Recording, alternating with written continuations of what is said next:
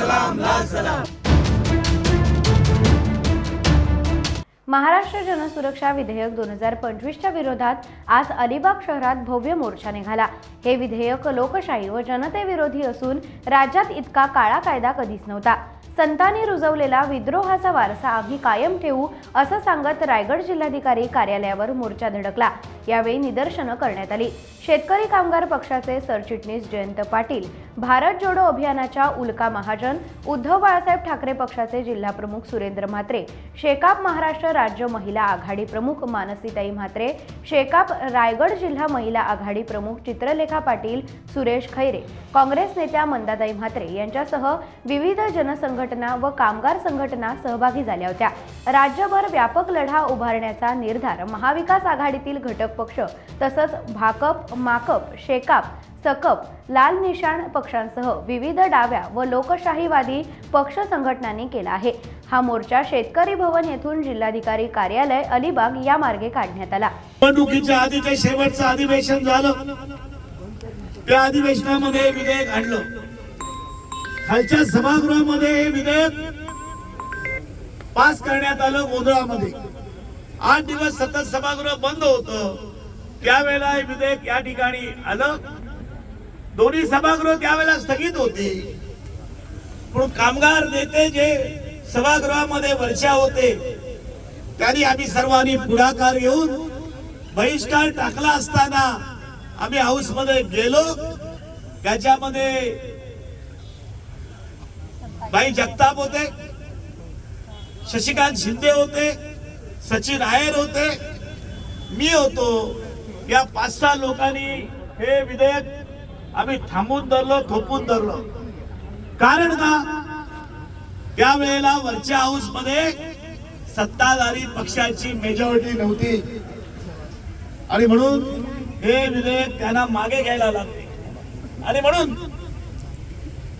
यावेळेला पहिल्यांदाच हे विधेयक आणलं।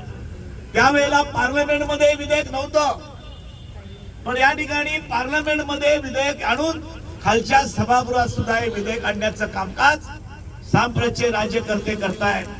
आणि म्हणून या विधेयकाला मी उल्काताईंना धन्यवाद देईन।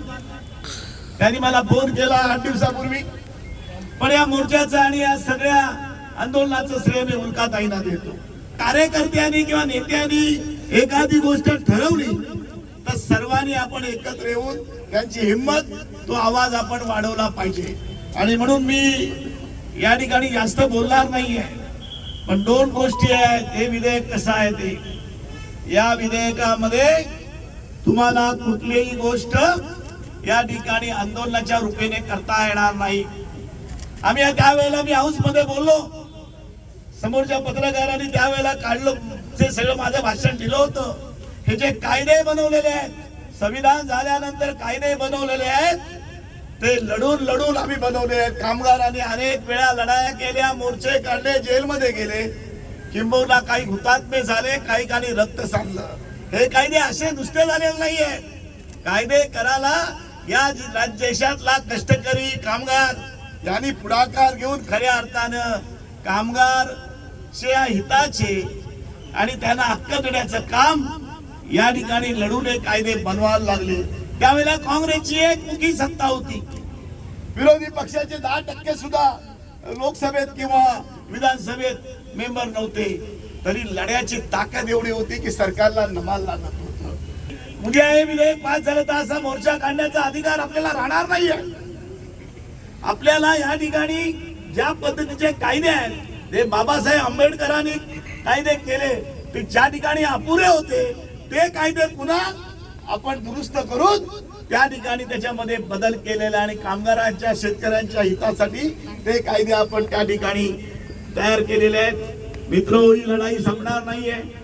जून महिन्यामध्ये पुन्हा आपल्या रस्त्यावर यावं लागेल आणि मोठ्या संख्येनं आपल्याला त्यासाठी विरोध करावा लागेल। आज प्राथमिक स्वरूपाचं जे उल्काताईंनी सांगितलेली खरी गोष्ट आहे, ही प्राथमिक स्वरूपाच्या आज आपण या ठिकाणी आलेलो आहोत।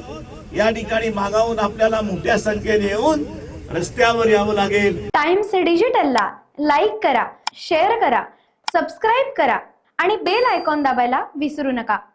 Times digital